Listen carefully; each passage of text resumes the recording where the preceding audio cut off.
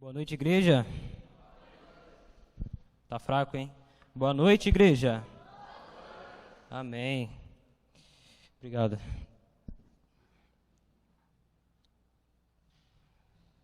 De antemão, gostaria de expressar a minha alegria de estar aqui. Dizer que é um prazer muito grande receber esse convite e aqui compartilhar de uma palavra que tem falado ao meu coração. E eu creio que vai falar o seu também. Amém? Abra sua Bíblia, a palavra de Deus, na carta de Paulo aos Romanos, capítulo 1.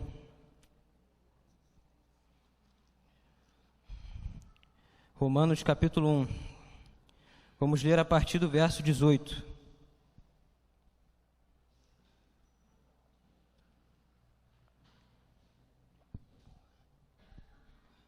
Quem achou, diga um amém. Amém. Irmãos, antes de começarmos a leitura, gostaria de esclarecer algumas coisas. Uma delas é sobre o que diz o capítulo 1.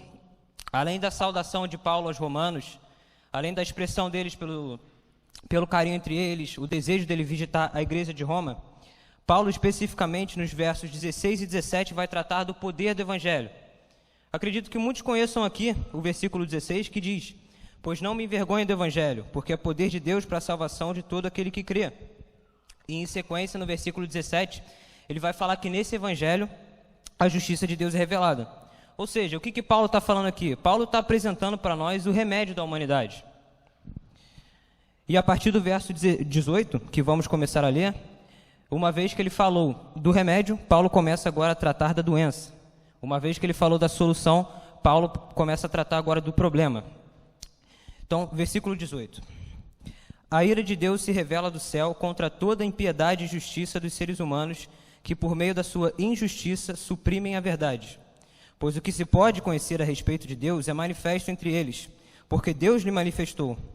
Porque os atributos invisíveis de Deus, isto é, o seu eterno poder e sua divindade, claramente se reconhecem, desde a criação do mundo, sendo percebido por meio das coisas que Deus fez.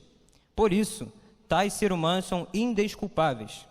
Porque, tendo conhecimento de Deus, não o glorificaram como Deus, nem lhe deram graças. Pelo contrário, se tornaram nulos em seus próprios raciocínios, e o seu coração insensato se obscureceu. Dizendo-se que eram sábios, se tornaram tolos, e trocaram a glória do Deus incorruptível por imagens semelhantes ao ser humano corruptível, às aves, aos quadrúpedes e aos répteis. Por isso, Deus os entregou à impureza, pelos desejos do coração deles, para desonrarem o seu corpo entre si. Eles trocaram a verdade de Deus pela mentira, adorando e servindo a criatura em lugar do Criador, o qual é bendito para sempre. Amém. Vamos parar por aqui. Oremos, irmãos. Pai, muito obrigado por mais um culto de domingo, Deus. Obrigado por cada pessoa aqui presente. Obrigado também por cada pessoa conectada aqui, Deus, através da transmissão. Que o Senhor possa me usar aqui, Pai, que não seja eu falando, mas o Senhor através de mim. E que essa palavra possa tocar o nosso coração, de modo a sairmos daqui incomodados e refletindo sobre tudo que será dito, Pai. Mais uma vez, muito obrigado pela oportunidade que o Senhor nos dá. Em nome de Jesus, amém. Irmãos, o bloco de versículos aqui que acabamos de ler, certamente trata sobre a ira de Deus, né? O tema dado a esse bloco de versículos aqui é a ira de Deus. E antes que eu me aprofundasse no estudo, que eu realmente pegasse para estudar a fundo a palavra, eu sempre tive um conceito da ira de Deus meio distante do que é. Nunca me atentei a buscar realmente o sentido dessa expressão, né? Eu pensava em algo assim, como a ira como se fosse uma cena de filme, né? Prédio caindo e destruição e guerra, sendo que o conceito da ira de Deus consiste em nada mais nada menos do que Deus dar ao homem aquilo que ele tanto quer, a liberdade que ele tanto quer. O texto vai nos dizer aqui que Deus nos entrega as nossas paixões vergonhosas. E diante desse texto, eu gostaria de destacar alguns pontos. Primeiro, a negação da verdade. O verso 18 vai dizer assim: a ira de Deus se revela do céu contra toda impiedade e justiça dos seres humanos que, por meio da sua injustiça, suprimem a verdade. Algumas Bíblias vai tratar também que eles detêm a verdade por meio das suas más ações. Ou seja, de que verdade o texto está falando aqui? A verdade de que existe um Deus, da qual criou os céus e a terra e de quem somos dependentes, que merece toda a nossa adoração e toda a nossa gratidão. Ou seja, suprimir essa verdade é viver negando essa verdade, é alegar ser independente. E o texto mais para frente aqui vai mostrar o porquê desse problema. Segundo ponto é que a verdade é manifesta a nós. Versos 19 e 20 vai dizer assim: pois o que se pode conhecer a respeito de Deus é manifesto entre eles, porque Deus lhe manifestou. Porque os atributos invisíveis de Deus, isso é, o seu eterno poder e sua divindade, claramente se reconhecem desde a criação do mundo, sendo percebido por meio das coisas que Deus fez. Por isso, os seres humanos são indesculpáveis. Ou seja, por que indesculpáveis? Porque não há desculpa diante da negação de Deus, pois a mesma é manifesta entre nós. Eu gosto muito da frase que diz que a criação é uma eloquente evidência de que Deus é real. Ou seja, Deus é manifesto entre nós, por isso não há como não negarmos isso. Não temos desculpa contra a negação e o ato de suprimir essa verdade. Terceiro ponto que eu gostaria de destacar é a ingratidão, que é gerada pelo esse ato de suprimir a verdade. O versículo 21 vai falar assim: porque tendo conhecimento de Deus, não o glorificaram como Deus, nem lhe deram graças. Pelo contrário, se tornaram nulos em seus próprios raciocínios e o seu coração insensato se obscureceu. Ou seja, o começo vai falar aqui, que não o glorificaram como Deus. Ou seja, o Deus que merece a nossa gratidão, pelo fato dessa negação da verdade, não foi glorificado, não lhe deram graças. E essa ingratidão gera a nós um sentimento de satisfação. A ingratidão, todos nós sabemos que é um sentimento muito ruim. Até por isso, o final do versículo vai dizer que o seu coração insensato se obscureceu. Porque a ingratidão que gera em nós esse sentimento de insatisfação, de não estar contente com nada e nada para nós está certo, nos faz ter uma visão negativa das coisas. E diante dessa visão negativa, diante desse pessimismo e de toda essa cegueira que a ingratidão nos traz, o coração dele se tornou obscurecido. Consequentemente, no verso 22 diz que, dizendo-se sábios, se tornaram tolos. Ou seja, cada vez mais distante da verdade de Deus, cada vez mais negando essa verdade de que somos dependentes, achando que conseguimos por nós mesmos traçar o nosso próprio caminho, em meio a essas incertezas, em meio a essa ingratidão, toda essa insatisfação, dizendo-se sábios, alegando ser donos da verdade, nos tornamos tolos. Por quê? Porque nos afastamos da verdade de Deus, em virtude dessa ingratidão. Quarto ponto que eu gostaria de destacar é a adoração a outras coisas. O versículo 23 vai dizer assim: e trocaram a glória do Deus incorruptível por imagens semelhantes ao ser humano corruptível, às aves, aos quadrúpedes e aos répteis. E aqui estabeleceu um paralelo entre o versículo 25 também, que vai tratar da mesma causa. Eles trocaram a verdade de Deus pela mentira, adorando e servindo a criatura no lugar do Criador, o qual é bendito para sempre. Ou seja, essa ingratidão que acabamos de ver no versículo 21, que gera em nós esse sentimento de insatisfação, nos leva a fixar a mente em coisas materiais, em bens materiais. E o porquê disso? Porque não estamos satisfeitos. O ato de sermos ingratos a Deus não nos torna satisfeitos e vamos buscar essa falta desse prazer, essa falta dessa suficiência em bens materiais. E é por isso que no decorrer do texto vamos ver o porquê. Nós vamos sempre se frustrar, tentando buscar a verdade nesses bens materiais. Esse ato de virarmos refém dos nossos próprios ídolos, por consequência dessa adoração a outras coisas, nos torna refém de bens materiais, porque vamos tentar achar sentido, verdade, buscar refúgio e esperança em coisas terrenas, em coisas que são passageiras, e certamente vamos nos decepcionar. Ou seja, o texto nos diz aqui que nós fomos criados para adorar a Deus, e uma vez que não adoramos esse Deus, passamos a adorar outras coisas. Aqui diz que o ser humano não só deixou de adorar a Deus, mas passou a adorar outras coisas, ou seja, trocamos o nosso objeto de adoração, porque dependemos de alguém para adorar. O ser humano tem de viver por algo, o ser humano precisa de algo para depositar suas esperanças, precisa de algo para ser a sua fonte de prazer e satisfação. E não sendo ela Deus, vamos apenas nos frustrar, tentando buscar essa verdade e tentar lutar por achar algo que não vamos encontrar, enquanto poderíamos apenas receber essa verdade de Deus, que para nós é suficiente, que para nós nos basta. Em quinto lugar, gostaria de destacar, e último, a ira de Deus manifesta. O versículo 24 diz assim: por isso Deus os entregou à impureza, pelos desejos do coração deles, para desonrarem seu corpo entre si. Ou seja, o que aqui o texto nos trata? de que Deus tirou o pé do freio. Deus nos concedeu as nossas paixões. E aqui a gente vê que o pior que pode acontecer para nós é Deus nos dar o que a gente quer.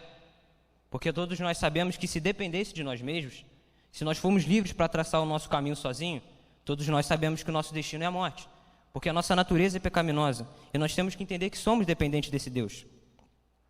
Um bom exemplo a respeito disso, de que o pior que pode acontecer para nós é Deus nos dar o que a gente quer. Vamos construir uma situação aí. Imagine um homem cego pela vaidade, pelo seu orgulho, pela paixão excessiva pelo dinheiro. Esse tipo de pessoa, claramente, vai ser soberba, orgulhosa, e vai fazer desse desejo obsessivo pelo dinheiro, a sua vida vai girar em torno disso. Isso vai o deixar cego, ele vai ficar preso a essa paixão excessiva pelos bens, desse poder que o dinheiro dá para ele, e vai esquecer o mundo ao seu redor. O que de pior pode acontecer com uma pessoa dessa? Certamente não é a demissão nesse trabalho, e sim a promoção. Por quê? A promoção nesse trabalho vai continuar mantendo esse conceito dele de que essa é a vida real, de que ele vai conseguir achar bênção, que vai conseguir achar satisfação, prazer nesse desejo excessivo pelo dinheiro, nesse desejo excessivo por paixões terrenas. E certamente nós sabemos que uma hora essa pessoa vai se frustrar, porque a confiança dele, o norte dele não é Deus. E no final, irmãos, o que podemos tirar de aprendizado disso? Primeiro, que essa verdade de Deus é suficiente. Uma vez que essa verdade é viva no nosso coração, a gente não precisa buscar fonte de prazer em outras coisas, porque ela nos basta. Ela enche o nosso coração. Aqui, abrindo um parênteses, todos nós, eu acho que já passamos por essa situação, ainda mais em ambiente de trabalho, de escola, enfim, qualquer que seja, de que a gente escuta muito que nós somos reprimidos, né, que nós cristãos somos limitados, que nós cristãos não somos abertos para o mundo do jeito que ele é. Mas, na verdade, o que reprime, o que nos cerca, não é essa verdade viva no nosso coração. O que reprime não é alegar que somos dependentes de Deus. O que nos cerca é alegar ser independente. É achar que podemos traçar o nosso caminho sozinho. Achar que por nosso mérito íamos conseguir alguma coisa. E diante disso só íamos nos frustrar. Segundo ponto é que essa verdade nos liberta. Não somos escravos de paixões terrenas, uma vez que essa verdade é viva no nosso coração. Pois essa verdade, assim como eu disse, nos basta. A verdade de que Deus é Criador, de que Ele criou os céus e a terra, e somente por meio dele podemos ser salvos, isso nos basta. Isso enche o nosso coração e faz com que a gente não precise buscar prazer, buscar sentido em outras coisas, porque essa verdade é o que nos move. Terceiro ponto é que essa verdade nos torna grato. Eu separei aqui alguns dos benefícios da gratidão, que todos nós sabemos que a gratidão é um sentimento muito bom, né? Uma pessoa grata é uma pessoa muito agradável. Um dos benefícios da gratidão é reduzir o apego a bens materiais. Uma vez que você está grato, você não está insatisfeito. Você não tem essa dependência, você não precisa buscar satisfação em algo. Segundo, a gratidão nos torna positivo, uma pessoa mais positiva, uma pessoa mais para frente. Por quê? Uma vez que você é satisfeito, uma vez que você não vê as coisas de forma negativa, a sua visão positiva te passa a botar mais para frente, porque você tem um rumo, uma vez que essa verdade de Deus é viva no nosso coração. Quarto ponto, essa verdade revela quem somos. Essa verdade de Deus viva no nosso coração revela a nossa identidade, porque o ato de a gente entender de que Deus é Criador, de que Deus criou os céus e a terra e somos dependentes dele, nos faz entender qual é o nosso propósito, para o que viemos e o que viemos fazer aqui. Somos filhos de Deus, o nosso propósito é adorar a Deus, fomos criados para isso, e por isso que essa verdade, quando enche o nosso coração, nos revela essa verdadeira identidade. Uma vez que vivemos negando essa verdade, vamos tentar achar sentido em outras coisas, tentar achar nosso propósito em outras coisas. E assim como eu disse, vamos falhar tentando achar isso. Ou seja, essa verdade revela quem somos.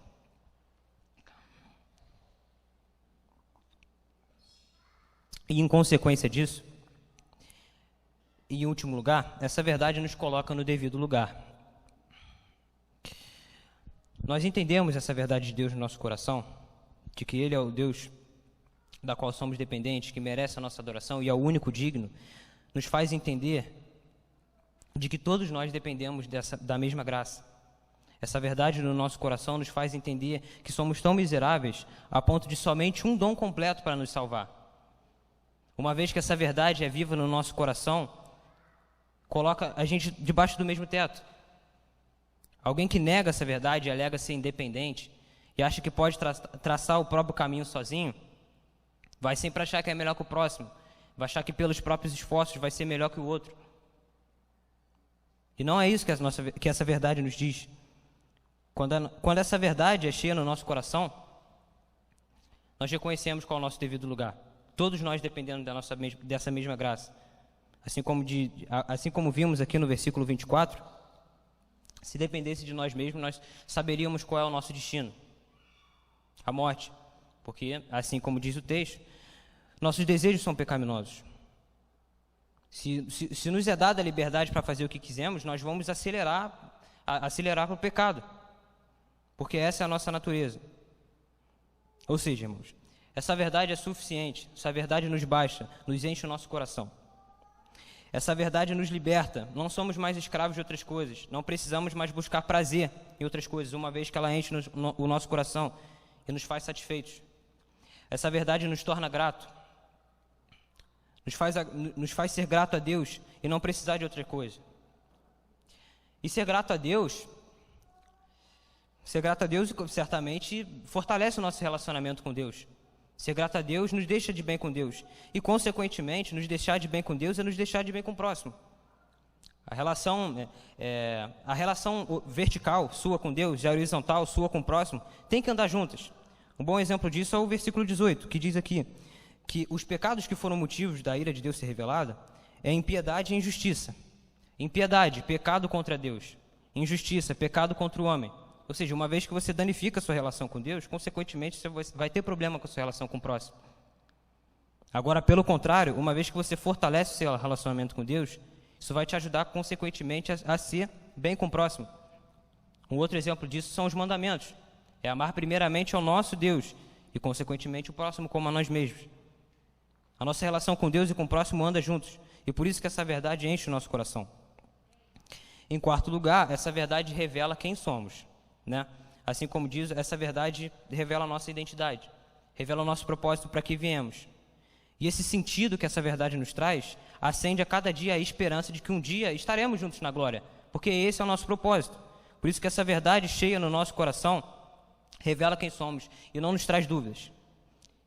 E por último, ela coloca a gente no devido lugar.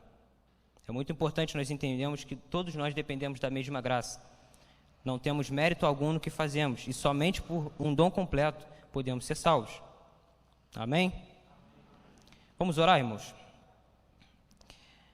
Pai, obrigado mais uma vez por um culto de domingo, Pai. Obrigado pela oportunidade de estarmos aqui. Obrigado, Senhor, por cada um que está presente aqui, Deus. Obrigado por cada um conectado aí na transmissão. Eu peço, Senhor, que o Senhor fale ao nosso coração, que nós possamos sair daqui diferentes, Deus, e que essa verdade encha o nosso coração, que essa verdade possa ser suficiente dentro de nós e que nos faça produzir uma vontade de também deixar essa verdade viva no coração do próximo. Vimos aqui que essa verdade é manifesta entre nós, mas tem muita gente que nega essa verdade. Por isso a verdade do Evangelho precisa ser espalhada. A nossa missão é essa, fazer com que muitas pessoas aceitem essa verdade.